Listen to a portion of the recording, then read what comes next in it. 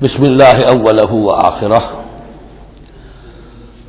سورہ بقرہ کے ترجمے اور مختصر تشریح کے اختتام کے بعد اب ہمیں مکی اور مدنی صورتوں کے اس پہلے گروپ میں جو دو جوڑے مدنی صورتوں کے ہیں ان میں سے پہلے جوڑے کی دوسری صورت کا مطالعہ کرنا ہے۔ یہ سورہ آل عمران ہے۔ جیسا کہ اس سے قبل بھی میں آپ کو بتا چکا ہوں کہ جوڑے ہونے کی نسبت یہ ہے کہ ان دونوں چیزوں میں گہری مشابہت بھی ہو، مرد اور عورت بہت مشابہت بھی ہے لیکن کچھ فرق بھی ہو، اور جو فرق ہو وہ ایسا ہو کہ جس سے ایک دوسرے کے لیے کمپلیمنٹری ہو، ایک دوسرے سے مل کر کسی مقصد کی تکمیل ہوتی ہو۔ یہ نسبت زوجیت کی حقیقت ہے۔ اب آپ دیکھیں گے مشابہتیں جو ہیں بہت نمایاں جو سورہ بقرہ میں اور سورہ آل عمران میں ہیں کہ دونوں شروع ہوئی ہیں الف لام میم سے۔ دونوں کے شروع میں قرآن مجید کی عظمت کا بیان ہے، اگرچہ سورہ آل عمران میں اس کے ساتھ ہی تورات اور انجیل کا بیان بھی ہے۔ دونوں کے اختتام پر بڑی عظیم آیات آئی ہیں۔ وہ آیت ہم پڑھ چکے ہیں جو سورہ بقرہ کے اختتام پر آئی ہے، جو کہ ایک عظیم دعا پر مشتمل ہے۔ عظیم ترین دعاؤں میں سے اس کو شمار کیا جا سکتا ہے، ربنا لا تؤاخذنا ان نسینا واخطانا۔ سورہ آل عمران کے آخری رکوع میں بھی ایک جامع دعا آئی ہے، وہ 3-4 آیتوں میں پھیلی ہوئی ہے، بڑی جامع دعا ہے۔ پھر جیسے میں نے آپ کو بتایا کہ سورہ بقرہ میں بھی یہ سورۃ الامتین ہے، دو امتوں سے بحث کر رہی ہے، گفتگو کر رہی ہے، خطاب کر رہی ہے۔ یہی معاملہ سورہ آل عمران کا بھی ہے، لیکن یہ فرق ہے کہ سورہ بقرہ میں زیادہ گفتگو ہے یہود کے بارے میں، اور سورہ آل عمران میں زیادہ گفتگو ہے آل عمران کے نصارہ کے بارے میں۔ تو گویا کہ اس طرح وہ تکمیل ہو رہی ہے کہ اہل کتاب کا جو ایک طبقہ تھا اور اہم تر طبقہ تھا یہود، دینی اعتبار سے ان کی اہمیت زیادہ تھی، چاہے تعداد میں وہ کم تھے اور کم ہیں، لیکن یہ کہ دینی اعتبار سے ان کی اہمیت زیادہ رہی ہے۔ دوسرا طبقہ ہے یہ عیسائیوں کا، لیکن یہ کہ ان کا تذکرہ وہاں بہت کم آیا، یہاں آپ کو اس سورہ آل عمران میں زیادہ خطاب ان سے ملے گا۔ پھر جیسے سورہ بقرہ کا پہلا نصف جو ہے وہ 18 رکوعوں پر اور 152 آیات پر مشتمل تھا، اور نصف ثانی جو ہے وہ 22 رکوعوں پر لیکن 134 آیات پر مشتمل تھا، تو تقریباً مساوی دو حصے تھے۔ وہی کیفیت آپ کو یہاں ملے گی، بلکہ یہاں وہ بتمام و کمال ہے، دونوں حصے بہت مساوی ہیں۔ کل 20 رکوع ہے، 10 رکوع ایک نصف اول میں ہے، 10 رکوع نصف ثانی میں ہے۔ صرف ایک آیت کا فرق ہے کہ پہلے 10 رکوعوں میں 101 آیات ہیں اور دوسرے 10 رکوعوں میں 99 آیات ہیں۔ پھر جیسے وہاں 3 حصے ہیں نصف اول کے، ویسے ہی یہاں بھی 3 حصے ہیں نصف اول کے، لیکن یہاں رکوعوں کی تقسیم نہیں ہے بلکہ آیات کی ہے۔ پہلی 32 آیات میں تمہیدی کلام ہے، جیسے کہ 4 رکوع سورہ بقرہ کے، اگرچہ وہاں روح سکون ابتدا ہی سے یہود کی طرف ہو گیا تھا، یہاں روح سکون ابتدا ہی سے نصارہ کی طرف ہے، لیکن یہ کہ یہاں کی 32 آیات اسی طرح تمہیدی کلام پر مشتمل ہے جیسی کہ سورہ بقرہ کے 4 رکوع۔ پھر یہاں 31 آیات براہ راست خطاب ہے نصارہ سے،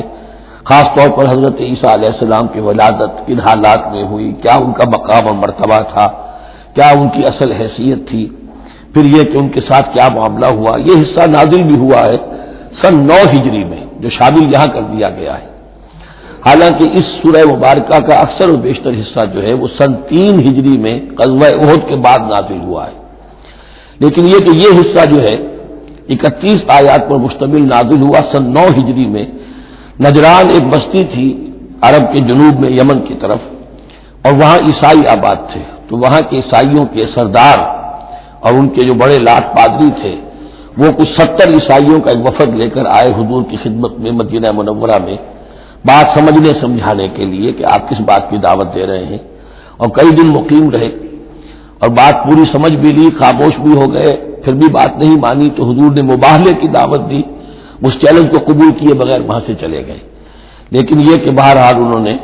جو ترتیب جس شدت کے ساتھ ہونی چاہیے تھی ان کی طرف سے وہ بھی نہیں کی، یہ شرافت کا انہوں نے مظاہرہ کیا۔ بہرحال یہ 9 رکوع جو 31 آیات ہے سن 9 میں نازل ہوئی۔ یہی نوٹ کر لیجئے کہ سورہ بقرہ کی بھی ایک بات میں بتانے سے میں بھول گیا اس وقت کہ یہ جو سود سے متعلق احکام ہیں، جو رکوع ہے، جو 38واں رکوع ہے سورہ بقرہ، یہ بھی تقریباً سن 9 میں نازل ہوا ہے۔ گویا کہ وہ مشابہت بھی موجود ہے کہ اگرچہ سورہ بقرہ کا اکثر و بیشتر حصہ غزوہ بدر سے قبل نازل ہوا، لیکن اس میں بھی کچھ آیات وہ ہیں جو سن 9 ہجری میں نازل ہوئی ہیں اور سود کے بارے میں آخری حکم ہے۔ اسی طریقے سے یہاں جو یہ نجران کے عیسائیوں سے خطاب کے لیے جو آیات نازل فرمائی گئیں، یہ سن 9 میں نازل کی گئی، لیکن شامل ہے سورہ آل عمران میں کہ جس کا اکثر و بیشتر حصہ سن 3 ہجری میں غزوہ احد کے بعد نازل ہوا ہے۔ پھر جیسے سورہ بقرہ کے نصف اول کا جو آخری تیسرا حصہ تھا، وہ 15واں، 16واں، 17واں، 18واں رکوع، اس میں یہ کہ حضرت ابراہیم کا ذکر تھا، خانہ کعبہ کا ذکر تھا، اسی طریقے سے وہی بات یہاں ملے گی آپ کو۔ اور یہاں اب اہل کتاب کو دعوت دی گئی ہے اسی انداز میں جیسے کہ وہاں 16ویں رکوع میں سورہ بقرہ کے دی گئی ہے۔ یہ تیسرا حصہ جو ہے نصف اول کا، یہ 38 آیات پر مشتمل ہے، بہت جامع آیات ہیں، بہت اہم آیات ہیں۔ اس کے بعد نصف ثانی شروع ہو جاتا ہے جس میں کہ یا ایھا الذین آمنوا، جیسے 19ویں رکوع سے شروع ہوا سورہ بقرہ میں یا ایھا الذین آمنوا استعینوا بالصبر والصلاۃ ان اللہ مع الصابرین، یہاں اب یہ 11واں رکوع جو ہے وہ شروع ہوگا یا ایھا الذین آمنوا اتقوا اللہ حق تقاتہ ولا تموتن الا وانتم مسلمون۔ یہ جو نصف ثانی کے 10 رکوع ہیں، ان کی تقسیم یہاں پر عمودی ہے، افقی نہیں ہے، پھر تقسیم کر سکتے ہیں۔ پہلے 2 رکوعوں میں زیادہ خطاب مسلمانوں سے ہے، اور پھر اگرچہ روئے سخن جو ہے پھر اہل کتاب کی طرف بھی ہے۔ پھر 6 رکوع مسلسل ہیں غزوہ احد کے حالات پر مشتمل، جو مسائل سامنے آئے ان پر تبصرہ، جو مسلمانوں سے غلطیاں ہوئیں ان پر گرفت، آئندہ کے لیے ہدایات۔ تو یہ پورے 60 آیات ہیں تقریباً، اور 6 رکوعوں پر پھیلی ہوئی ہیں۔ یہ سب کے سب یہ سمجھیے کہ قرآن مجید کا ایک مستقل باب ہے، چیپٹر ہے غزوہ احد، اس کا عنوان ہو سکتا ہے، لیکن قرآن میں اس طرح سے چیپٹر بنائے نہیں گئے ہیں، بلکہ یہ صورتیں ہیں کہ جو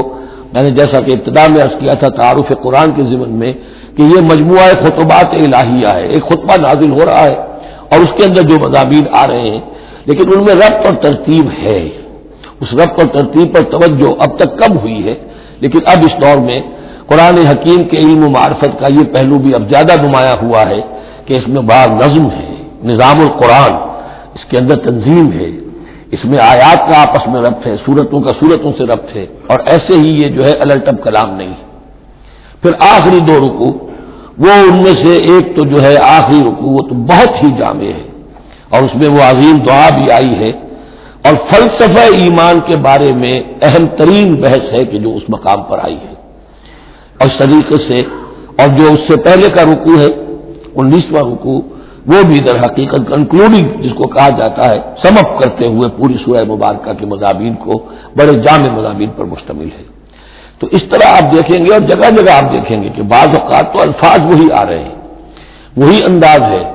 وہاں بھی کہا گیا تھا مسلمانوں تم کہو ہم ایمان رکھتے ہیں اللہ پر اور جو کچھ ہم پر نازل کیا گیا اور جو کچھ ابراہیم پر اور اسحاق پر، وہی آپ کو آیات یہاں بھی ملیں گی۔ حضرت ابراہیم کا ذکر وہاں یہاں بھی ملے گا۔ یہود پر ضربت علیہم الذلۃ والمسکنہ والی آیت وہ یہاں بھی آئے گی۔ ذرا ترتیب کا فرق ہے، اور اسی ترتیب کے فرق کی وجہ سے ہمارے قاری صاحب جو ہیں حافظ مقبول صاحب، وہ چکر کھاتے رہے ہیں کہ سورہ بقرہ میں وہ اس مقام کو پڑھتے ہوئے اور وہ چلے جاتے تھے سورہ آل عمران میں۔ تو یہ متشابہ کہلاتے ہیں، قرآن مجید میں متشابہ، اور یہ حفاظ کے لیے مشکل ترین مقام ہوتے ہیں کہ تیزی میں روانی میں وہ اس سے مشابہ جو مقام ہے وہ ادھر منتقل ہو جاتے ہیں۔ لیکن مضامین کے اندر آپ کو اتنی گہری مناسبت نظر آئے گی کہ جس کو میں نے تشبیہ دی ہے زوجیت، کہ ظاہر بات ہے کہ ہر حیوان کا جوڑا جو ہوتا ہے وہ یوں سمجھیے کہ 90% تو ایک دوسرے سے مشابہ ہوں گے، لیکن یہ کہ ان میں 5-10% کا فرق بھی ہوگا، اور وہ فرق بھی ایسا ہوگا کہ جو دونوں کے جمع ہونے سے کوئی نیا مقصد پیدا ہو رہا ہے۔ اب جیسا کہ آپ کو معلوم ہے تناسل کا معاملہ ہے، اس کے اعتبار سے مرد اور عورت کے جسم میں فرق ہے، لیکن دونوں سے مقصد تناسل جو ہے کہ آگے نسل پھیلے، اولاد ہو، وہ مقصد حاصل ہو رہا ہے، وہ یک طرفہ طور پر حاصل نہیں ہو سکتا۔ یہ نسبت زوجیت جو ہے قرآن حکیم کی صورتوں میں بتمام و کمال ہے اکثر و بیشتر میں۔ البتہ ان میں گہرے تدبر کی ضرورت ہے، غور و فکر کیا جائے، سوچ بچار کیا جائے، تو پھر اس نظم قرآن کے حوالے سے اضافی معانی، اضافی علم اضافی معرفت، اضافی حکمت کے خزانے کھلتے ہیں۔ بس اسی پر اکتفا کرتے ہیں، اور اب اس کے بعد ہم اس سورہ مبارکہ کا سورہ آل عمران کا یہ اور یاد کر لیجئے کہ میں نے آپ کو بتایا تھا کہ نبی اکرم صلی اللہ علیہ وسلم نے ان دونوں صورتوں کو ایک نام دیا ہے۔ جیسے آخری جو دو صورتیں ہیں قرآن مجید کی، ان کو ایک نام دیا گیا معوذتین، قل اعوذ برب الفلق قل اعوذ برب الناس۔ ان دونوں صورتوں کو ایک نام دیا گیا الزہراوین، دو نہایت تابناک اور روشن صورتیں۔ تو یہ اس میں تمہیدی کلام میں بس اسی پر اکتفا کر کے اب ہم آگے مطالعہ شروع کرتے ہیں۔ الحمدللہ وکفی والصلاۃ والسلام علی عبادہ الذین اصطفی، خصوصاً علی افضلہم وخاتم النبیین محمد الامین وعلی آلہ وصحبہ اجمعین۔ اما بعد فقد قال اللہ تبارک وتعالی کما ورد فی سورۃ آل عمران، اعوذ باللہ من الشیطان الرجیم، بسم اللہ الرحمن الرحیم، الف لام میم، اللہ لا الہ الا هو الحی القیوم، نزل علیک الکتاب بالحق مصدقا لما بین یدیہ وانزل التوراۃ والانجیل من قبل هدى للناس وانزل الفرقان ان الذين كفروا بآيات الله لهم عذاب شديد والله عزيز ذو انتقام، صدق الله العظيم۔ رب اشرح لي صدري ويسر لي امري واحلل عقدة من لساني يفقهوا قولي۔ اللهم ربنا الهمنا رشدنا واعذنا من شرور انفسنا، اللهم ارنا الحق حقا وارزقنا اتباعه وارنا الباطل باطلا وارزقنا اجتنابه، اللهم وفقنا لما تحب وترضى، اللهم ربنا انس وحشتنا في قبورنا وارحمنا بالقرآن العظيم، اللهم اجعله لنا اماما ونورا وهدى ورحمة، اللهم ذكرنا منه ما نسينا وعلمنا منه ما جهلنا وارزقنا تلاوته آناء الليل وآناء النهار واجعله لنا حجة یا رب العالمین، آمین۔ الف لام میم یہ حروف مقطعات ہیں جن کے بارے میں اجمالی گفتگو سورہ بقرہ کے آغاز میں ہم کر چکے ہیں۔ اللہ لا الہ الا هو الحی القیوم، یہ الفاظ آیت الکرسی کے آغاز میں سورہ بقرہ میں آ چکے ہیں۔ ایک بات نوٹ کر لیجئے کہ ایک حدیث میں آتا ہے کہ اللہ کا ایک اسم اعظم ہے کہ جس کے حوالے سے اگر کوئی چیز اللہ سے مانگی جائے تو وہ ضرور دیتا ہے، لیکن اس کو حضور نے بتایا نہیں کہ وہ اسم اعظم کون سا ہے۔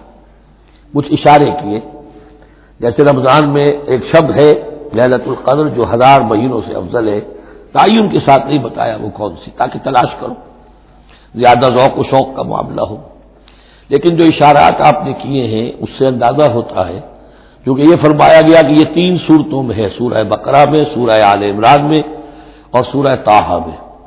وہ الفاظ الحی القیوم جو مشترک ہیں، سورہ بقرہ میں آیت الکرسی میں آئے ہیں، آل عمران میں یہاں دوسری آیت میں موجود ہیں، اور سورہ طٰہٰ کے بھی شروع کے اندر موجود ہیں۔ نزل علیک الکتاب بالحق، اس نے نازل فرمائی ہے، اس اللہ نے جس کے سوا کوئی معبود نہیں،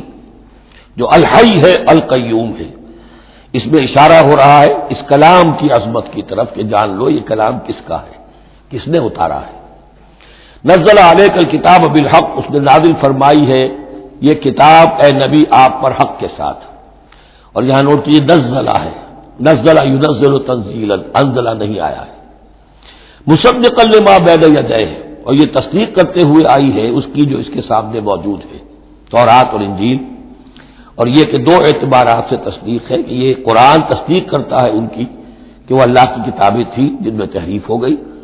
لیکن یہ کہ قرآن اور حضور مصداق بن کر آئے ہیں ان پیشین گوئیوں کا جو ان کتابوں میں تھی۔ وانزل التوراۃ والانجیل من قبل ھدی للناس، اسی طرح اللہ نے اس سے پہلے لوگوں کی ہدایت کے لیے تورات اور انجیل نازل فرمائی تھی۔ وانزل الفرقان، اور اللہ نے فرقان اتارا،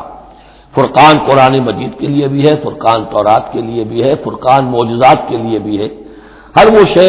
یوم الفرقان ہم سورہ انفال میں پڑھیں گے، غزوہ بدر کے دن کو کہا گیا جو شے بالکل مبرہن کر دے حق و باطل کے مابین امتیاز قائم کر دے، وہ فرقان ہے۔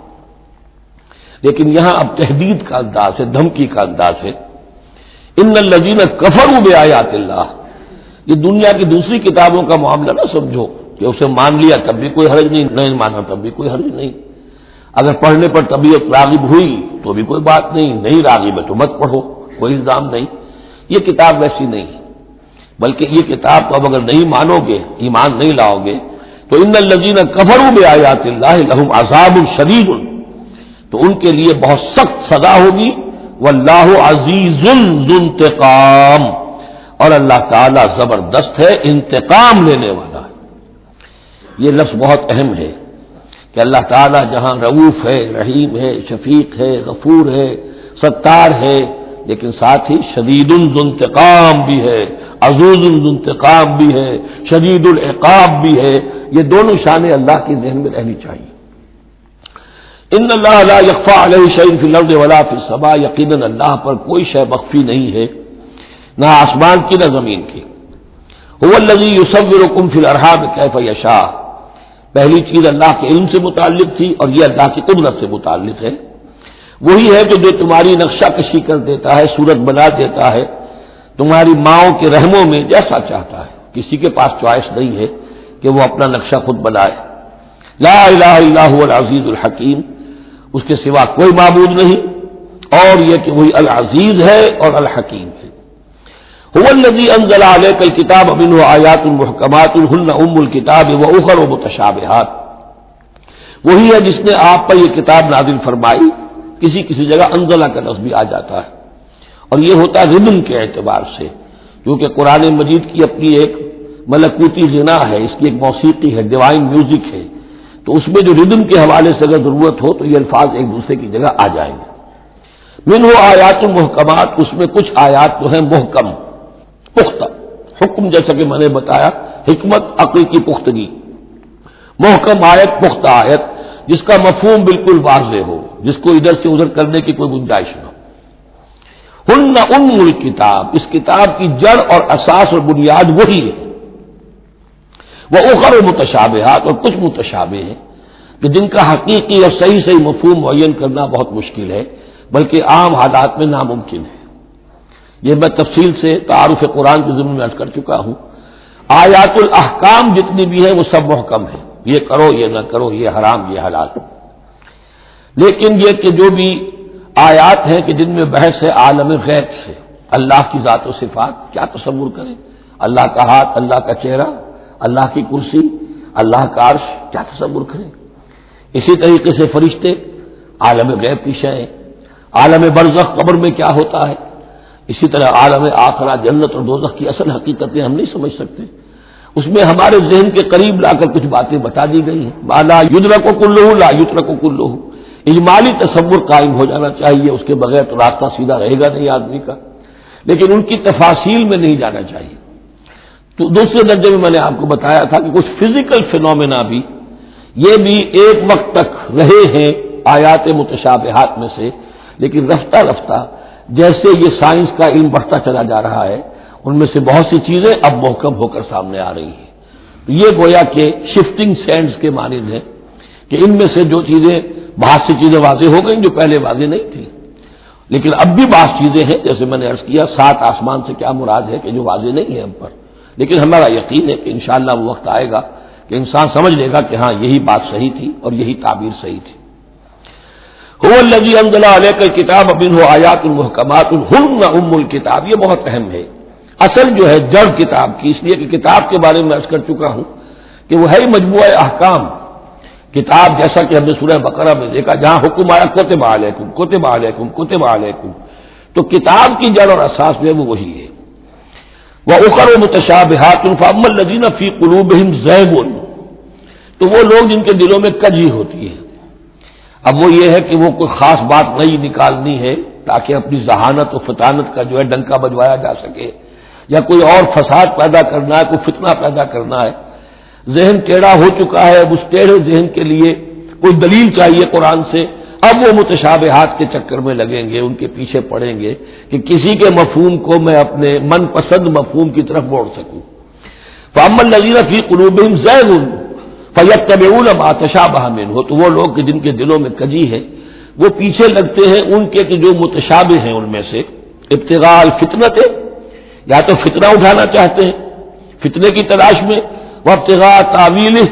اور تلاش کرنے کے لیے کہ اس کی اصل حقیقت، اصل منشا، اصل مراد کیا ہے۔ یعنی یہ بھی ہو سکتا ہے کسی کا علمی ذوق ہی ایسا ہو جائے، اور یہ بھی ہو سکتا ہے کہ ایک شخص کی فطرت میں کجی ہو۔ وما یعلم تاویلہ الا اللہ، حالانکہ ان کا حقیقی مفہوم اللہ کے سوا کوئی نہیں جانتا۔ والراسخون فی العلم یقولون، اور جو لوگ علم میں راسخ ہیں، پختہ ہیں، جن کی جڑیں گہری ہو چکی ہیں علم میں،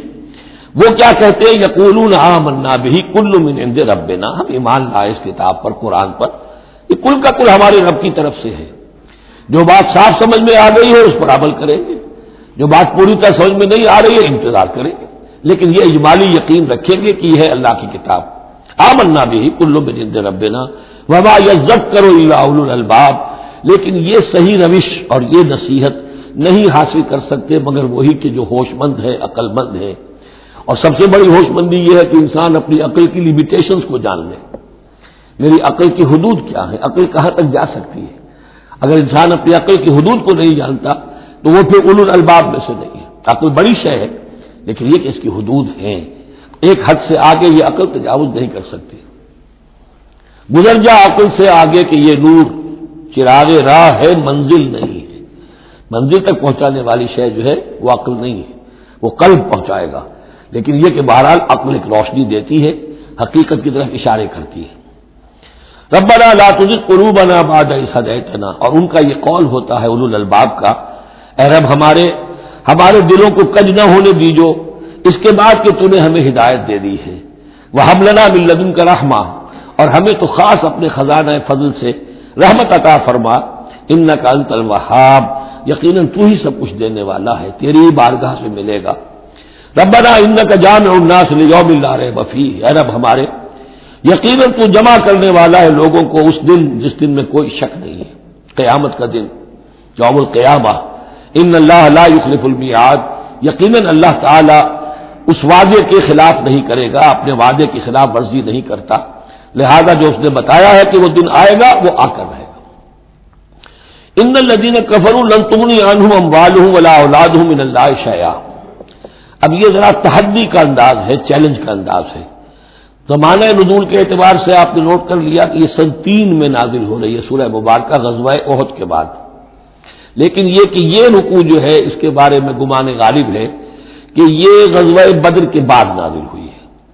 غزوہ بدر جو ہے اس میں ایک طرح مسلمانوں کو بڑی زبردست فتح حاصل ہوئی تھی، تو مسلمانوں کا مورال بہت بلند تھا،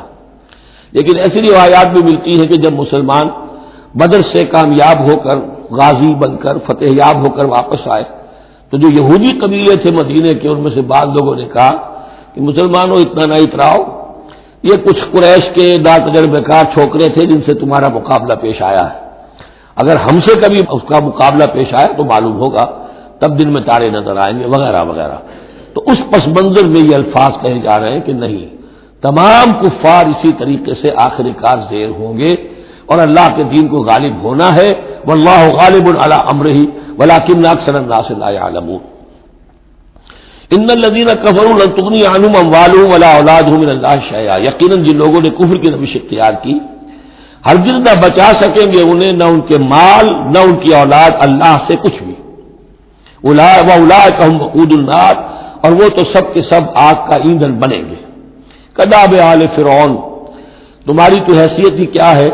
چپندی کا شوربہ۔ آل فرعون کا معاملہ یاد کرو، ان کے ساتھ کیا ہوا تھا، شہنشاہ اور بڑے لاؤ لشکر والا، وفرعون ذی الاوتاد، کداب آل فرعون والذین من قبلہم، اور اسی پر کیا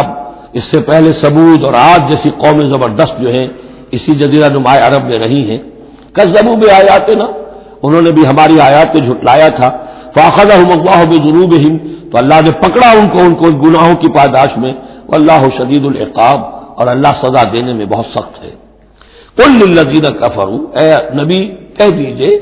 ان لوگوں سے جو کفر کی روش اختیار کر رہے ہیں، ستغلبون وتحشرون الی جہنم، تم سب کے سب مغلوب ہو کر رہو گے، دنیا میں مغلوب ہوگے اور پھر جہنم کی طرف گھیر کر لے جائے جاؤ گے. وبئس المہاد، اور وہ بہت برا ٹھکانہ ہے. قد کان لکم آیۃ فی الفیفیتین التقطا، تمہارے لیے ایک نشانی آ چکی ہے ان دو گروہوں میں جو آپس میں جنہوں نے جنگ کی، یعنی بدر کی جنگ ہوئی. اس میں ایک طرف مسلمان تھے، ایک طرف مشرکین مکہ تھے. تمہارے لیے نشانی موجود ہے. قد کان لکم آیۃ فی فیتین التقطا فیۃ تقاتل فی سبیل اللہ، اس میں سے ایک جماعت وہ تھی، ایک گروہ وہ تھا جو اللہ کی راہ میں جنگ کر رہا تھا، وہ اخری کافرۃ، اور دوسرا گروہ جو ہے وہ کافر تھا. یرونہم مثلیہم رأی العین، وہ دیکھ رہے تھے اپنی آنکھوں سے کہ ان سے دگنے ہیں. اب اس کے کئی معنی کیے گئے ہیں. ایک یہ بھی ہے کہ مسلمانوں کو تو کھلم کھلا نظر آ رہا تھا کہ ہم سے دگنی فوج ہے، بلکہ 3 گنی تھی. بعض روایات میں ایسا بھی آتا ہے کہ اللہ تعالیٰ نے کفار پہ ایسا روب طاری کر دیا تھا غزوہ بدر میں کہ انہیں نظر یہ آ رہا تھا کہ مسلمان ہم سے دگنے ہیں.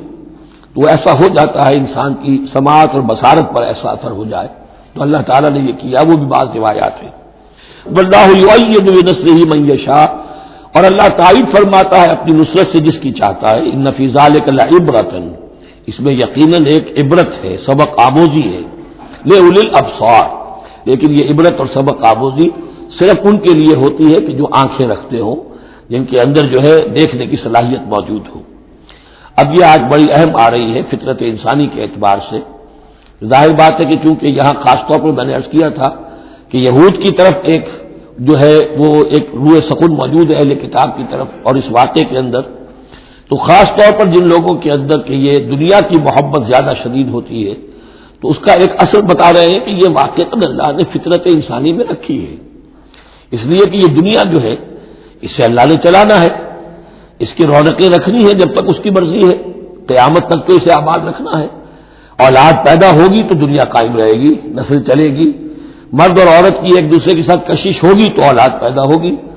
اور یہ تمام چیزیں جو ہیں، دولت کی کوئی طلب ہوگی تو آدمی محنت کرے گا، مشقت کرے گا، کمائے گا. تو اس لیے یہ چیزیں فطرت انسانی میں ہیں، یہ بیسک اینیمل انسٹنکٹس ہیں.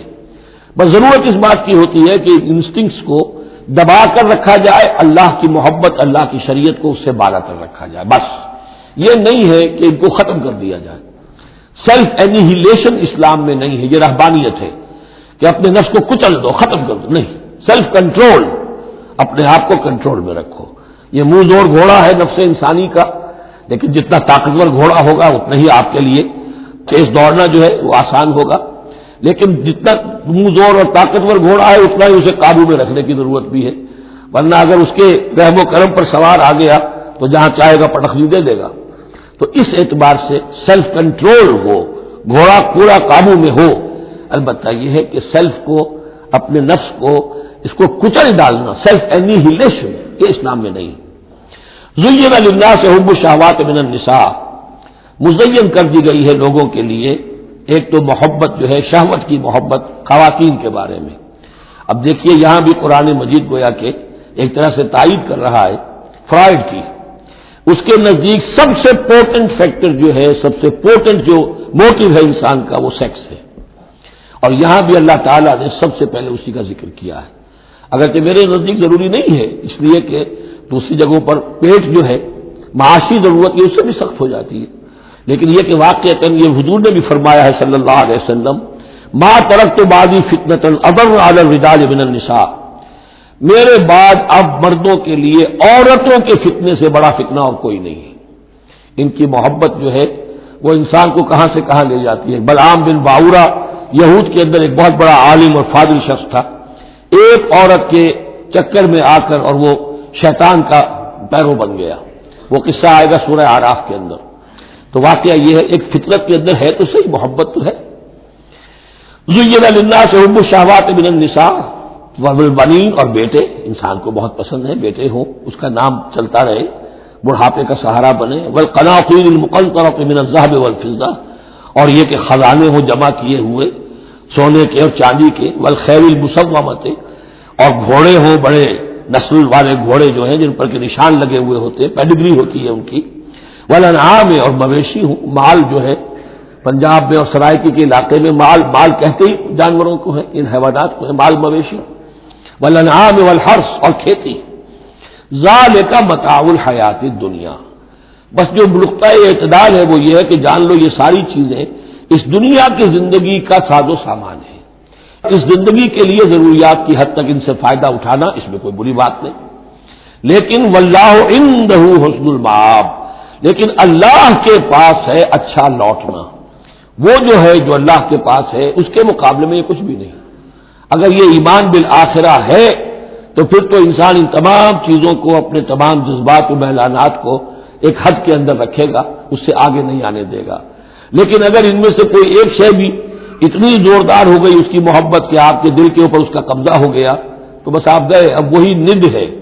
وہی اب آپ کا معبود ہے، چاہے وہ دولت ہو، چاہے وہ کوئی اور شے ہو، وہ اب آپ کا معبود بن جائے گی۔ قل انبئکم بخیر من ذالکم،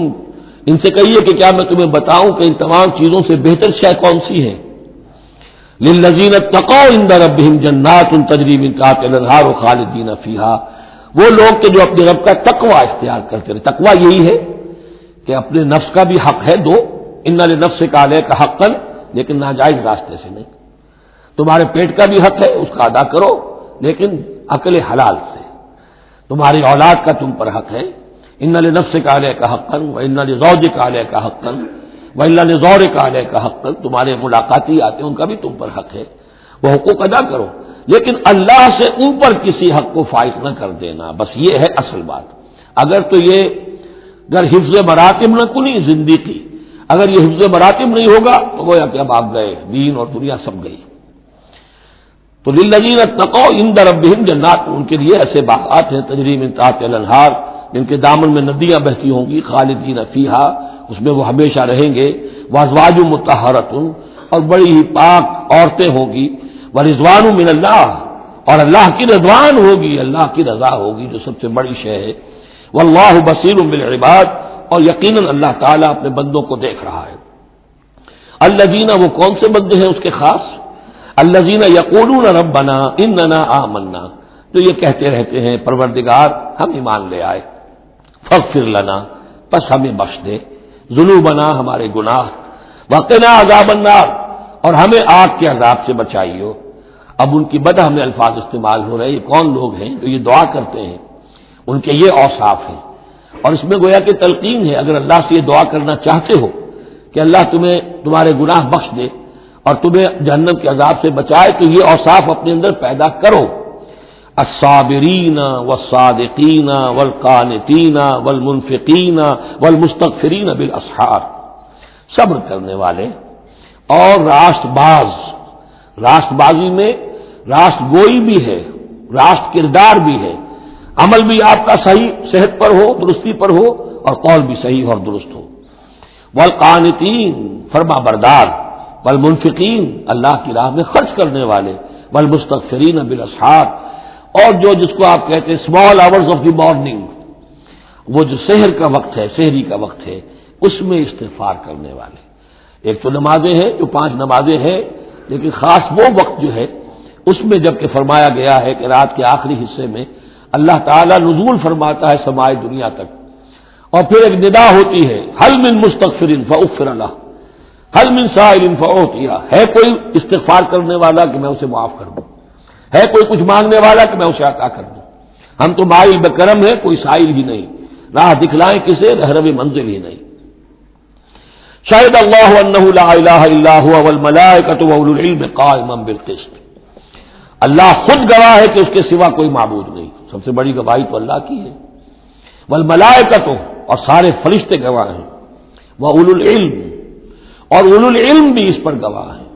یہ اولو العلم جو ہے، اولو الالباب، اولو العلم الذین یعقلون، یہ وہ لوگ ہیں کہ جو ان کائناتی آیات کے حوالے سے اللہ کو پہچان لیتے ہیں اور اس کو مان لیتے ہیں کہ وہی معبود برحق ہے۔ جو ہم نے 20ویں رکوع کی پہلی آیت پڑھی تھی سورہ بقرہ کی، ان فی خلق السماوات والارض واختلاف اللیل والنہار والفلک التی تجری فی البحر بما ينفع الناس، اور یہ تمام بہت سے فینومینا آف دی نیچر بیان کر کے لآیات لقوم یعقلون، تو جو یعقلون ہیں، جو اولو الالباب ہیں، اولو العلم ہیں، وہ بھی گواہ ہے کہ اللہ کے سوا کوئی معبود نہیں۔ لیکن یہاں جو اہم ترین لفظ ہے وہ اب آ رہے ہیں، قائما بالقسط، وہ قسط اور عدل کا قائم کرنے والا ہے۔ وہ جو میں نے کل عرض کیا تھا کہ ہم بھی سمجھتے ہیں کہ اللہ عدل قائم کرتا ہے اور عدل کرے گا، البتہ یہ کہ اہل سنت کے نزدیک یہ کہنا جو ہے سوء ادب ہے کہ اللہ پر عدل کرنا واجب ہے، اللہ پر کسی شے کا وجوب نہیں، لیکن اللہ کو عدل پسند ہے، اللہ کو اللہ یحب المقسطین، اللہ خود بھی عدل فرمائے گا۔ لا الہ الا هو العزیز الحکیم، اس کے سوا کوئی معبود نہیں ہے، وہ زبردست ہے، کمال حکمت والا۔ ان الدین عند اللہ الاسلام، دین تو اللہ کے نزدیک پسندیدہ اور اللہ تعالیٰ کے ہاں منظور شدہ دین ایک ہی ہے، وہ الاسلام ہے۔ اور یہ بھی سورہ بقرہ اور سورہ آل عمران کے حوالے سے آپ سمجھ لیجئے، سورہ بقرہ میں ایمان پر زیادہ زور ہے، آمن الرسول بما انزل الیہ من ربہ، ایمانیات، شروع میں بھی ایمانیات، درمیان میں آیا بر میں ایمانیات۔ اس سورہ مبارکہ میں اسلام پر زیادہ زور ہے۔ اب ان دونوں میں بھی ایک نسبت ہے خاص جس کو بھی تفصیل میں جانے کا موقع نہیں ہے۔ ان الدین عند اللہ الاسلام، آگے چل کر آیت آئے گی وَمَن يَبْتَغِ غَيْرَ الْإِسْلَامِ دِينًا فَلَن يُقْبَلَ مِنْهُ، اگر کوئی شخص اسلام کے سوا کسی دین کو قبول کرے گا وہ اس کی جانب اللہ کے ہاں منظور نہیں ہوگا۔ وَمَا اخْتَلَفَ الَّذِينَ أُوتُوا الْكِتَابَ إِلَّا مِن بَعْدِ مَا جَاءَهُمُ الْعِلْمُ بَغْيًا بَيْنَهُمْ، یہ اسلام ہمیشہ سے چلا آ رہا ہے، حضرت آدم سے اسلام چلا آ رہا ہے۔ آیت الاختلاف اس کا گویا کہ خلاصہ آ گیا، اور جن لوگوں نے اختلاف کیا ہے، یہ پگڈنڈیاں نکالی ہیں، غلط راستوں پر مڑ گئے ہیں، تو یہ اس کے بعد کہ ان کے پاس علم آ چکا تھا، اور اصل سبب بغیم بینہم، ضدم ضدہ، دی ارتھ ٹو ڈومینیٹ۔ ومن یکفر بآیات اللہ، اور جو کوئی اللہ کی آیات کا انکار کرتا ہے، فإن اللہ سریع الحساب، تو اللہ تعالیٰ کو حساب لیتے دیر نہیں لگے گی، وہ بڑی تیزی کے ساتھ حساب لے لے گا۔ فإن حاجوک، پھر اے نبی اگر یہ آپ سے محاجہ کرتے ہیں، حجت بازی کرتے ہیں، دلیل بازی کرتے ہیں، مناظرے کرتے ہیں، فقل،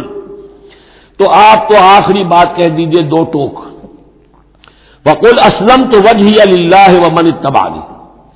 دیکھو بھائی میں نے تو اپنا چہرہ اللہ کے سامنے جھکا دیا ہے اور انہوں نے بھی جو میرا اتباع کر رہے ہیں، ہم نے ایک راستہ اختیار کر لیا، لَكُمْ دِينُكُمْ وَلِيَ دِينِ، ہمارا یہ راستہ، تم جب جانا چاہتے ہو جاؤ، جس پگڈنڈی پر مڑنا چاہتے ہو چلے جاؤ، جس کھائی میں گرنا چاہتے ہو جاؤ، دفع ہو جاؤ۔ وَقُلْ أَسْلَمْتُ وَجْهِيَ لِلَّهِ وَمَنِ اتَّبَعَنِي وَقُلْ لِلَّذِينَ أُوتُوا الْكِتَابَ وَالْأُمِّيِّينَ، اور اے نبی کہہ دیجئے ان دونوں سے، ان سے بھی کہ جنہیں کتاب دی گئی تھی پہلے، یعنی یہود اور نصارہ،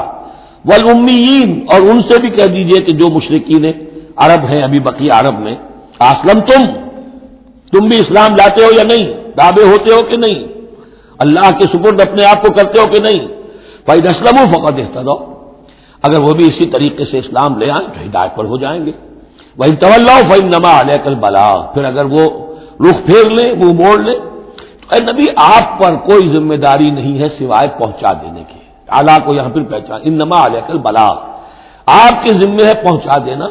آپ نے ہمارا پیغام پہنچا دیا، ہماری دعوت ان تک پہنچا دی، ہماری آیات انہیں پڑھ کر سنا دی، اب آگے چوائس ان کا ہے، آپ پر ذمہ داری نہیں ہے کہ یہ لوگ ایمان کیوں نہیں لائے۔ وَلَا تُسْأَلُوا عَنْ أَصْحَابِ الْجَحِيمِ، یہ سورہ بقرہ میں ہم پڑھائے ہیں۔ وَاللَّهُ بَصِيرٌ بِالْعِبَادِ، باقی اللہ تعالیٰ اپنے بندوں کو دیکھ رہا ہے، وہ ان سے حساب کتاب کر لے گا، وہ معاملہ اس کا ان سے نبٹ لے گا، آپ کے ذمہ جو فرض تھا آپ اس فرض کو ادا کرتے رہیے۔ ان الذین یکفرون بآیات اللہ ویقتلون النبیین بغیر حق، یقیناً وہ لوگ کہ جو اللہ کی آیات کا کفر کرتے ہیں اور انبیاء کو قتل کرتے رہے ہیں ناحق، ویقتلون الذین یامرون بالقسط من الناس، اور قتل کرتے رہے ہیں یا قتل کرتے ہیں ان لوگوں کو انسانوں میں سے جو عدل کا حکم دیتے ہیں، اس لیے کہ انصاف کی بات تو پسند نہیں ہوتی کسی کو، سچی بات الحق و مرن، تو بہت سے مواقع پر ایسا ہوتا ہے کہ حق گوئی کی پاداش میں کوئی حق گو انسان جو ہے اسے اپنی جان سے ہاتھ دھونے پڑتے ہیں، تو یہاں پہ دیکھیے قسط کا معاملہ آیا ہے، عدل، اللہ قائم بالقسط ہے، اور اللہ کے محبوب بندے وہی ہیں کہ جو انبیاء کے علاوہ وہ لوگ کہ جو عدل کا حکم دیں، انصاف کا ڈنکا بجانے کی کوشش کریں، تو فرمایا وَيَقْتُلُونَ الَّذِينَ يَأْمُرُونَ بِالْقِسْطِ مِنَ النَّاسِ، تو ایسے لوگ جو کہ ایسے لوگوں کو قتل کریں فَبَشِّرْهُم بِعَذَابٍ أَلِيمٍ، تو اے نبی انہیں بشارت سنا دیجئے دردناک عذاب کی،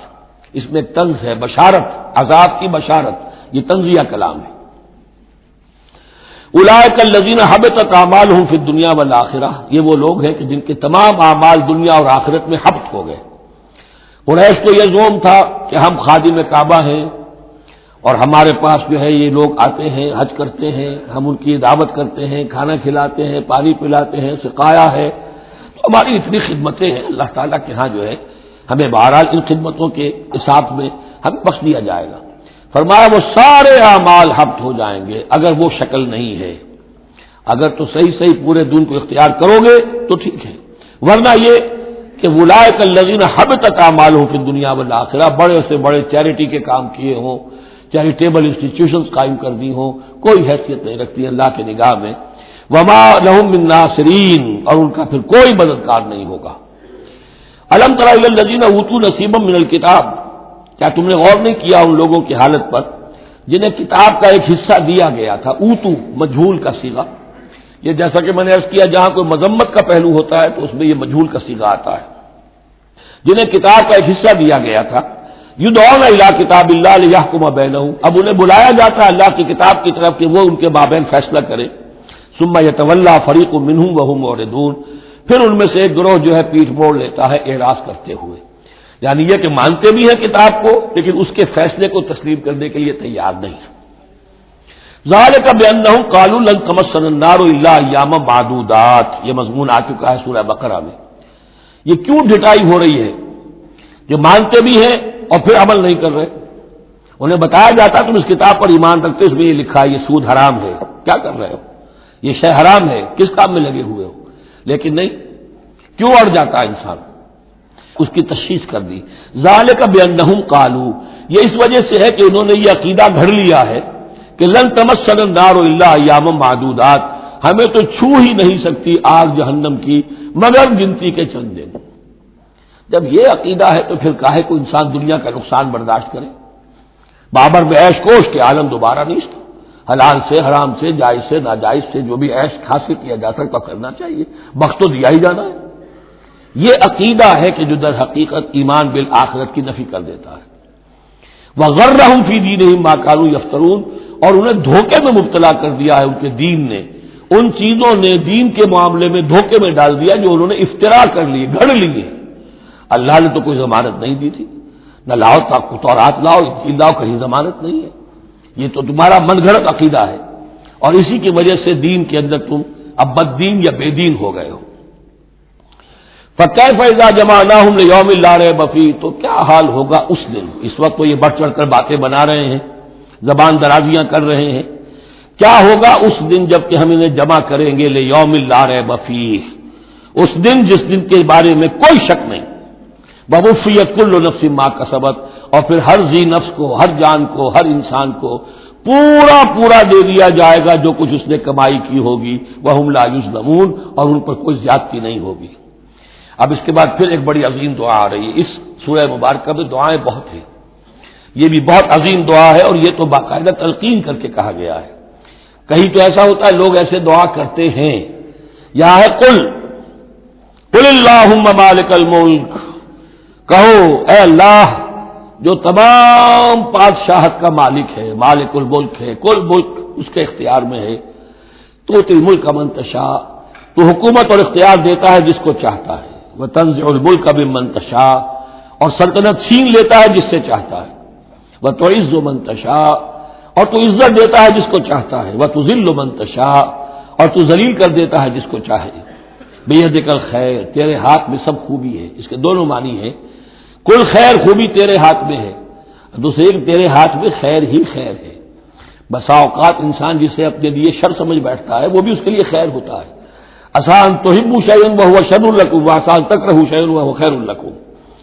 انک علی کل شیء قدیر، یقیناً تو ہر چیز پر قادر ہے، تولج اللیل فی النہار، تو رات کو لے آتا ہے دن میں پرو کر، وتولج النہار فی اللیل، اور پھر دن کو نکال لاتا ہے رات میں سے پرو کر، وتخرج الحی من المیت، اور تو نکالتا ہے زندہ کو مردہ سے، وتخرج المیت من الحی، اور تو نکالتا ہے مردہ کو زندہ سے۔ اس کی بہترین مثال مرغی اور انڈا، مرغی میں جان نہیں ہے لیکن اسی میں سے چوزا برآمد ہوتا ہے، زندہ ہے، اور وہ مرغی جو ہے وہی انڈا دے رہی ہے، تو گویا کہ اللہ تعالیٰ کے ہاں وہ چیز چل رہی ہے، تخرج الحی من المیت وتخرج المیت من الحی، وترزق من تشاء بغیر حساب، اور تو دیتا ہے جس کو چاہتا ہے بے حد و حساب۔ لا يتخذ المؤمنون الکافرین اولیاء من دون المؤمنین، اہل ایمان نہ بنائیں اپنے دوست کافروں کو اولیاء، ایسا دوست جو قلبی دوست ہو، جو رازدار بھی ہو جاتے ہیں، پشت پناہ بھی ایک دوسرے کے سمجھے جاتے ہیں۔ یہ تعلق کفار کے ساتھ اختیار کرنے کی اجازت نہیں ہے۔ ایک اچھا رویہ ہو، ظاہری مدارات ہوں، آپ ان سے اچھے کلچرل طریقے پر بات کریں، تہذیب کے ساتھ، یہ اور بات ہے، لیکن دلی محبت، قلبی رشتہ، جذباتی تعلق،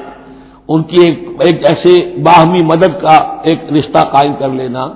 پشت پناہ ہونے کا رشتہ بنا لینا، اس کی اجازت نہیں ہے۔ لا يتخذ المؤمنون الکافرین اولیاء من دون المؤمنین، اہل ایمان کو چھوڑ کر ان کے ساتھ یہ رشتہ قائم کرنا اللہ کو پسند نہیں۔ ومن یفعل ذلک فلیس من اللہ فی شیء، اور جو کوئی بھی یہ حرکت کرے گا پھر اس کا اللہ کے ہاں کوئی مقام نہیں ہوگا، کوئی رشتہ اللہ کا پھر اس کے ساتھ نہیں رہے گا۔ اللہ کے دشمنوں کے ساتھ تمہاری دوستی ہے تو ظاہر بات ہے کہ پھر اللہ کے ساتھ تمہارا کوئی تعلق نہیں رہا۔ الا ان تتقوا منہم تقا، سوائے یہ کہ تم ان سے بچاؤ کرنا چاہو، بچاؤ کے لیے بعض اوقات ایسے حالات ہوتے ہیں کہ کھلے مقابلے کا ابھی موقع نہیں ہے، تو آپ طرح دے رہے ہیں، آپ وقت جو ہے یو آر بائنگ ٹائم، تو اس میں کوئی ظاہری خاطر مدارات کا مسئلہ بھی ہو جائے تو کوئی حرج نہیں ہے، لیکن یہ کہ مستقل واقعی قلبی محبت قائم کر لینا یہ جائز نہیں ہے۔ ویسے یہ کہ اسی پھر آیت کے اسی الفاظ کو ہمارے ہاں اہل تشیع نے تقیہ کی جڑ بنا دیا ہے، لیکن انہوں نے اسے پہنچا دیا اس حد تک کہ جھوٹ بھی بولو، اپنے عقائد بھی چھپا لو، اور اس کے لیے دلیل یہاں سے لاتے ہیں، لیکن یہ بالکل ایک دوسری شکل ہے کہ یہ صرف ایک ظاہری مدارات کی حد تک، ایک حد تک، یہ نہیں کہ آپ جھوٹ بولنے پر آ جائیں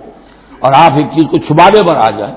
بس یہ ہے کہ آپ اس وقت تک جیسے ہم پڑھ چکے ہیں سورہ بقرہ میں کہ اگرچہ یہ یہودی جو ہیں ان کے دلوں کے اندر آگ بھری ہوئی ہے تمہارے خلاف، لیکن یہ فصفحوا فاعفوا واصفحوا، ابھی ذرا درگزر کرتے رہو، ابھی فوری طور پر ان کے ساتھ جو ہے معاملہ کوئی مقابلے وغیرہ کا شروع کرنا مناسب نہیں۔ اس حد تک مسئلہ بینی تو صحیح ہے، لیکن یہ نہیں کہ جھوٹ بولا جائے معاذ اللہ۔ وَيُحَذِّرُكُمُ اللَّهُ نَفْسَهُ، اور اس میں بھی اب اور نرمی کر دی، اللہ تمہیں ڈراتا ہے اپنے آپ سے، اللہ سے ڈرو، یعنی کسی اور سے ڈر کر خواہ صرف خاطر مدارات کر لینا بھی صحیح نہیں ہے، لیکن یہ کہ بہرحال ضرورت ہے، کسی وقت مصلحت ہے تو کرو، لیکن یہ کہ اصل تمہارے دل میں خوف اللہ کا رہنا چاہیے۔ وَإِلَى اللَّهِ الْمَصِيرُ، اور اللہ ہی کی طرف تمہیں لوٹ جانا ہے۔ قُلْ إِن تُخْفُوا مَا فِي صُدُورِكُمْ وَتُبْدُوهُ يَعْلَمُهُ اللَّهُ، یہ پھر وہی آیت آ گئی ہے جو سورہ بقرہ کے آخر میں آئی تھی، لِلَّهِ مَا فِي السَّمَاوَاتِ وَمَا فِي الْأَرْضِ وَإِن تُبْدُوا مَا فِي أَنفُسِكُمْ أَوْ تُخْفُوهُ يُحَاسِبْكُم بِهِ اللَّهُ، یہاں فرمایا قُلْ إِن تُخْفُوا مَا فِي صُدُورِكُمْ، کہہ دیجئے کہ اگر تم چھپاؤ جو کچھ کہ تمہارے سینوں میں ہے، اور تبدوہ، یا تم اسے ظاہر کر دو، یعلمہ اللہ، اللہ تعالیٰ اس کو جانتا ہے۔ تمہارے ظاہر کرنے چھپانے سے اللہ سے کوئی تعلق نہیں ہے، ایک دوسرے سے چھپا سکتے ہو، ظاہر کر سکتے ہو، اللہ سے نہیں۔ وَيَعْلَمُ مَا فِي السَّمَاوَاتِ وَمَا فِي الْأَرْضِ، اور وہ جانتا ہے جو کچھ کے آسمانوں میں اور زمین میں ہے۔ وَاللَّهُ عَلَىٰ كُلِّ شَيْءٍ قَدِيرٌ، اور اللہ تعالیٰ ہر چیز پر قادر ہے۔ یوم تجد کل نفس ما عملت من خیر محضرا، اس دن کا تصور کرو جس دن ہر جان، ہر نفس موجود پائے گا، حاضر کیا ہوا پائے گا ہر وہ عمل جو اس نے کیا ہوگا۔ فَمَن يَعْمَلْ مِثْقَالَ ذَرَّةٍ خَيْرًا يَرَهُ وَمَن يَعْمَلْ مِثْقَالَ ذَرَّةٍ شَرًّا يَرَهُ يَوْمَ تَجِدُ كُلُّ نَفْسٍ مَا عَمِلَتْ مِنْ خَيْرٍ مُحْضَرًا وَمَا عَمِلَتْ مِنْ سُوءٍ، جو نیکی کی ہوگی اسے بھی موجود پائے گا، اور جو بڑی کمائی ہوگی وہ بھی موجود پائے گا۔ تود لو ان بینہا وبینہ امدا بعیدا، اور ہر جان یہ چاہے گی، ہر انسان یہ چاہے گا کہ کاش میرے اور میرے اعمال نامے کے درمیان بڑا فاصلہ آ جائے، میں اسے دیکھوں بھی نہ، میری نگاہ بھی اس پر نہ پڑے۔ وَيُحَذِّرُكُمُ اللَّهُ نَفْسَهُ، اور اللہ ڈرا رہا ہے تمہیں اپنے آپ سے، یعنی تقویٰ رکھنا ہے تو اس کا کرو، ڈرنا ہے تو اس سے ڈرو، خوف کھانا ہے تو اس سے کھاؤ۔ وَاللَّهُ رَءُوفٌ بِالْعِبَادِ، اور اللہ تعالیٰ اپنے بندوں کے حق میں بہت شفیق ہے، یعنی یہ وارننگ سے اسی لیے دے رہا ہے کہ تمہاری عاقبت برباد نہ ہو، بار بار سمجھا رہا ہے۔ قُلْ إِن كُنتُمْ تُحِبُّونَ اللَّهَ، یہ آیت بہت معروف بھی ہے، مسلمانوں کو پسند بھی ہے، ہمارے ہاں جو واعظ ہوتے ہیں، تقاریر ہوتی ہیں تو اس کے اندر بہت کثرت سے کوٹ ہوتی ہے۔ قُلْ إِن كُنتُمْ تُحِبُّونَ اللَّهَ فَاتَّبِعُونِي يُحْبِبْكُمُ اللَّهُ، اے نبی کہہ دیجئے کہ اگر تم لوگ چاہتے ہو کہ اللہ سے محبت کرو اگر تم اللہ سے محبت کرتے ہو فاتبعونی، تو میری پیروی کرو، میرا اتباع کرو۔ یحببکم اللہ، اللہ تم سے محبت کرے گا، ویغفر لکم ذنوبکم، اور تمہارے گناہ بخش دے گا، واللہ غفور الرحیم، اور اللہ غفور الرحیم ہے۔ قل اطیعوا اللہ والرسول، کہہ دیجئے اطاعت کرو اللہ کی اور اس کے رسول کی، فإن تولوا فإن اللہ لا يحب الکافرین، اور اگر وہ پیٹھ موڑ لیں تو اللہ کو ایسے کافر پسند نہیں ہے۔ یہ دو آیتیں اس اعتبار سے بڑی اہم ہیں کہ اس میں رسول کے لیے دو الفاظ آئے ہیں، اطاعت اور اتباع۔ اطاعت اگر نہیں ہے تو کفر ہو گیا۔ اطاعت تو لازم ہے، لیکن اطاعت کس چیز میں ہوتی ہے؟ جو حکم دیا ہے یہ کرو، آپ کو کرنا ہے۔ اتباع اس سے اوپر کی شے ہے، انسان خود تلاش کرے حضور کیا کرتے تھے، اور چاہے آپ نے نہیں فرمایا کہ یہ کرو، لیکن آپ ان کی پیروی کر رہے ہیں۔ یہ گویا کہ دائرہ وسیع ہو گیا۔ جس سے محبت ہوتی ہے اس کا انسان جو ہے اس کی ہر طرح سے اس کے ساتھ ایک مناسبت پیدا کرنا چاہتا ہے۔ کیسا لباس اس کا ہے ویسا ہی لباس اپنا بنائے، کیا چیزیں اس کو پسند ہیں کھانے میں وہی چیزیں خود بھی کھائے اور پسند کرے۔ تو یہ چیزیں جس کا حکم نہیں ہے، جیسے کہ ایک صحابی کا واقعہ آتا ہے کہ وہ ایک مرتبہ آئے اور انہوں نے اس وقت یہ دیکھا، ایک ہی مرتبہ آئے ہوں گے کہیں باہر سے بدو صحابی، کہ حضور کے کرتے کے بٹن لگے ہوئے نہیں تھے۔ انہوں نے ساری عمر پھر اپنے کرتے کے بٹن نہیں لگائے۔ حضور نے حکم تو نہیں دیا تھا، دیکھا یہ کہ محمد اس شان میں تھے اس وقت، تو پھر اس کے بعد اسی کو لازم کر لیا۔ اس اتباع میں یہ بات بھی آ جائے گی کہ اگرچہ دین کے کچھ تقاضے ایسے ہیں کہ جس درجے میں محمد الرسول اللہ صلی اللہ علیہ وسلم نے ان کو پورا کیا، اس درجے میں پورا کرنا کسی انسان کے بس میں نہیں ہے، پھر بھی اس کی کوشش کرتے رہنا یہ اتباع کا تقاضا ہے۔ مثلا حضور نے کوئی مکان نہیں بنایا، حضور نے کوئی جائیداد نہیں بنائی، حضور نے جیسے ہی وحی کا آغاز ہوا کوئی دنیاوی کام نہیں کیا، کوئی تجارت نہیں کی، ایک ایک لمحہ اپنی توانائی کی ایک ایک رمق وہ لگا دی کس کام کے لیے؟ اللہ کے دین کی دعوت اور اللہ کے دین کی اقامت، اس کو قائم کرنے کے لیے۔ اب سب کے لیے تو اس مقام تک تو پہنچنا مشکل ہے، لیکن یہ کہ آئیڈیل یہ رہے، اسی کی طرف انسان چلنے کی کوشش کرتا رہے، میکسیمم جتنا بھی اپنا وقت فارغ کرے، اپنے وسائل فارغ کرے اور لگائے اس کام کے اندر، تو اتباع کا جو ہے کم سے کم تقاضا اس وقت پورا ہوگا۔ ہاں جو حکم جو دیا گیا، یہ حلال ہے، یہ حرام ہے، یہ فرض ہے، یہ واجب ہے، اس کا تو اگر معاملہ اس کی پیروی نہیں ہو رہی تو پھر تو وہ کفر ہے۔ لیکن اتباع اگر آپ کر رہے ہیں تو اتباع جو ہے وہ پھر اللہ کا محبوب بن جانا ہے۔ اگر تم اللہ سے محبت کرتے ہو تو میرا اتباع کرو، میری پیروی کرو، دیکھو میں کیا کر رہا ہوں، میرے کیا شب و روز ہے، کن کاموں میں میری توانائیاں لگ رہی ہیں، کیا دلچسپیاں ہیں میری دنیا کے اندر، ان چیزوں کے اندر تم میری پیروی کرو۔ فاتبعونی یحببکم اللہ، تم اللہ کے محب نہیں محبوب بن جاؤ گے، واللہ غفور الرحیم، اور اللہ غفور الرحیم ہے۔ باقی دوسرا درجہ جو نچلا ہے، قل اطیعوا اللہ والرسول، اطاعت تو اللہ اور اس کے رسول کی کرنی ہی کرنی ہے۔ فإن تولوا، اور اگر اس اطاعت سے بھی موڑے، فإن اللہ لا يحب الکافرین، تو اللہ کو ایسے کافر تو پسند نہیں ہے، کیونکہ پھر اطاعت رسول کا انکار تو کفر ہو گیا۔ یہاں وہ پہلا حصہ جو ہے نصف اول کا ثلث اول، یعنی نصف اول جو ہے سورہ مبارکہ کا میں نے عرض کیا تھا کہ اس میں پہلی آیات 32 ہیں، جنرل ہیں، تمہیدی ہیں، دین کے بڑے جو گہرے اصول ہیں وہ ہیں، دعائیں تلقین کی گئی ہیں، محکمات اور متشابہات کا فرق واضح کیا گیا ہے۔ لیکن اب دوسرے حصے میں سارا خطاب جو ہے وہ براہ راست عیسائیوں سے ہے، اور انہیں بتانا یہ ہے کہ حضرت عیسیٰ کو جو تم نے معبود بنا لیا، یا تو تثلیث کی شکل دے دی ٹرینٹی، یا گاڈ انکارنیٹ بنا دیا۔ تثلیثیں بھی دو طرح کی رہی ہیں، اللہ بھی اور مریم بھی اور عیسیٰ بھی، اور دوسری تثلیث جو ہے جو اب دنیا میں عام ہے وہ ہے اللہ اور روح القدس اور حضرت عیسیٰ۔ تو یہ جو تثلیثیں تم نے ایجاد کر لی کہ کوئی بنیاد نہیں ہے، یہ تمہاری کج روی ہے، تم نے غلط شکل اختیار کی ہے۔ عیسیٰ علیہ السلام بہت برگزیدہ پیغمبر تھے، ہاں ان کی ولادت معجزانہ طریقے پر ہوئی ہے، لیکن اگر ان کی ولادت معجزانہ طریقے پر ہوئی ہے تو ان سے متصلاً قبل یحییٰ کی جو ولادت ہوئی ہے وہ بھی معجزانہ ہوئی ہے، وہ بھی کوئی کم معجزہ نہیں تھا۔ تو معجزہ، اور پھر آدم کی جو ولادت ہوئی ہے، آدم کو جو پیدا کیا اللہ نے، تو ظاہر بات ہے کہ وہ اپنی جگہ پر جہاں سے نسل انسانی کا آغاز ہوا، تو تو یہی بات اگر دلیل ہو جائے الوہیت کی تو یہ تو پھر آدم کو بھی الہ مانو اور یحییٰ کو بھی الہ مانو. تو ساری بحث اس پر ہو رہی ہے. ان اللہ اصطفیٰ آدم و نوحا وآل ابراہیم وآل عمران علی العالمین. یقیناً اللہ نے چن لیا آدم کو اور نوح کو اور آل ابراہیم کو اور آل عمران کو تمام جہان والوں پر. تمام جہانوں پر نہیں، تمام جہان والوں پر. حضرت آدم علیہ السلام کا بھی استفاء ہوا ہے. اس میں کچھ ان لوگوں کے لیے دلیل بنتی ہے جو سمجھتے ہیں کہ جو تخلیق آدم ہے اس میں پہلے کچھ اسپیشیز وجود میں آئی تھی اور اس اسپیشیز اس نوع کے ایک فرد کو اللہ نے چن کر اس میں پھر اپنی روح پھونکی ہے تو وہ آدم بن گئے. تو وہ بھی سلیکٹڈ تھے. استفاء کے معنی ہوتا ہے کسی میں سے چن لینا. بہرحال ایک عام معنی بھی ہو جاتے ہیں، پسند کر لینے کے معنی بھی ہو سکتے ہیں. ان اللہ اصطفیٰ آدم و نوحا، اور پھر نوح کو پسند کیا، آل ابراہیم، ابراہیم کے گھر کو، ان کے خاندان کو، وہ آل عمران. عمران جو ہے بنی اسرائیل کی تاریخ میں دو عظیم شخصیتوں کے نام ہیں. ایک تو حضرت موسیٰ کے والد کا نام بھی عمران تھا اور ایک حضرت مریم کے والد کا نام بھی عمران تھا. حضرت عیسیٰ کے نانا عمران ہوئے اور حضرت موسیٰ کے والد عمران تھے. یہاں پہ غالباً حضرت موسیٰ کے والد مراد ہیں، لیکن چونکہ آگے سارا معاملہ حضرت مریم کا آ رہا ہے تو شاید عین ممکن ہے کہ یہاں پر اشارہ ان کے نانا کی طرف ہو.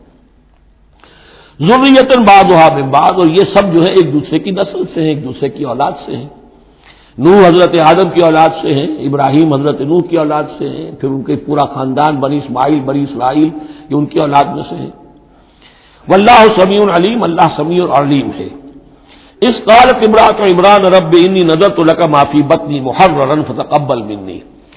اب یہ جو عمران کی بیوی ہیں یعنی حضرت مریم کی والدہ، یہ بہت نیک عورت تھی، بہت ہی متقی، نیک، زاہد. ان کو حمل ہوا تو انہوں نے پروردگار سے ایک منت مانی، نذر مانی. رب انی نذرت لک ما فی بطنی، جو میرے پیٹ میں جو بھی بچہ اے اللہ تو پیدا فرما رہا ہے میں تیری ہی نظر کرتی ہوں. یعنی دنیاوی کوئی ذمہ داریوں کا بوجھ اس پر نہیں ہم ڈالیں گے اور ہیکل کی خدمت کے لیے، دین کی خدمت کے لیے، تورات کی خدمت کے لیے اس کو وقف کر دیں گے. ہم اپنا بھی کوئی بوجھ ان پر نہیں ڈالیں گے اس توقع میں کہ اللہ بیٹا عطا کرے گا. محررن کے مطلب ہے اسے آزاد کر دیں گے، تحریر آزاد کر دینا، حر سے، کہ کوئی ذمہ داری اس پر نہیں ہوگی، اسے ہم خالص کر دیں گے تیرے دین کی خدمت کے لیے اور ہیکل کی خدمت کے لیے. فتقبل منی، تو اے اللہ میری اس نظر کو تو قبول فرما لے، شرف قبول عطا فرما. انک انت السمیع العلیم، یقیناً تو سب کچھ سننے والا اور سب کچھ جاننے والا ہے. فلما وضعتها قالت رب انی وضعتها انثى، اب جب وضع حمل ہوا تو پھر اس نے کہا اے اللہ یہ تو میں ایک بیٹی جن گئی ہوں، یعنی میری تو یہاں بیٹی ہو گئی ہے، میں تو بیٹی کے بیٹا آئے گا تو اس کو جو ہے میں وقف کر دوں گی. اس وقت تک ہیکل کے خادموں میں کسی خاتون کو، لڑکی کو قبول نہیں کیا جاتا تھا. واللہ عالم بما وضعت، اللہ فرما رہا ہے کہ اللہ بہتر جانتا تھا کہ کیا اس نے جنا ہے، اسے کیا پتا کیسی بیٹی جنی ہے. ولیس الذکر کالانثی، اور کہاں ہوگا کوئی بیٹا اس بیٹی جیسا. اس کے دونوں معنی کیے گئے. ایک تو ایسا کہ یہ گویا کہ قول مانا جائے حضرت مریم کی والدہ کا کہ لڑکا تو لڑکی کی طرح نہیں ہوتا، اب لڑکا ہوتا تو میں اسے خدمت کے لیے وقف کر دیتی، یہ تو لڑکی ہو گئی. اور ایک یہ بھی ہے کہ اللہ کی طرف سے اس کو مانا جائے واللہ عالم بما وضعت ولیس الذکر کالانثی، کوئی بیٹا ایسا ہو ہی نہیں سکتا جیسی بیٹی تمہیں دی ہے. وانی سمیتھا مریم، اور وہی اب ان کا کلام شروع ہوا ان کی والدہ کا مریم کی، میں نے اس کا نام مریم رکھا ہے. وانی اعیذھا بک، اور اے اللہ میں اسے تیری پناہ میں دیتی ہوں، وذریتھا، اور جو بھی اس کی اولاد ہو، نسل ہو، اس کو بھی تیری پناہ میں دیتی ہوں، من الشیطان الرجیم، مردود شیطان کے حملے سے، کہ اللہ ان کو، مریم کو بھی اور اس کی آنے والی اولاد کو بھی تو بہت ہی اپنی حفاظت میں رکھیو، شیطان سے بچائیو. فتقبلها ربها بقبول حسن، تو قبول فرما لیا انہیں، یعنی حضرت مریم علیہ السلام کو ان کے رب نے بڑی ہی عمدگی کے ساتھ قبول حسن، شرف قبول عطا فرمایا بڑی ہی خوبصورت انداز میں. وانبتها نباتا حسنا، اور ان کی پرورش کی بہت ہی عمدہ طریقے پر، بہت اعلیٰ طریقے پر. وکفلها زکریا، اور ان کو کفالت میں دے دیا، تربیت میں دے دیا حضرت زکریا کے. یہ حضرت زکریا جو ہیں یہ خالو تھے حضرت مریم کے خالو، تو ہم ان کی تحویل میں، اور وہ اس وقت کے چیف کاہن تھے، chief priest of the temple, ہیکل سلیمانی کے وہی نبی بھی تھے اور وہی وہاں کے سب سے بڑے جو ہیں، جو آج کل ہم سمجھتے ہیں مجاور وغیرہ، تو وہ مقام ان کا کاہنوں کا ہوتا تھا۔ وَكَفَّلَهَا زَكَرِيَّا كُلَّمَا دَخَلَ عَلَيْهَا زَكَرِيَّا الْمِحْرَابَ، جب کبھی بھی زکریا ان کے پاس جاتے تھے محراب میں، وجد عندها رزقا، وہ دیکھتے تھے محراب حجروں کی شکل کے اندر جو جیسے بنے ہوتے ہیں مسجدوں کے ساتھ، تو ایسے ایک حجرہ ان کو دے دیا گیا کہ یہ اللہ کے لیے نظر کی گئی ہے اور ان کو قبول کر لیا گیا ہے، تو اب ان کے لیے یہاں پر یہ حجرہ ہے، اس میں وہ رہتی ہیں۔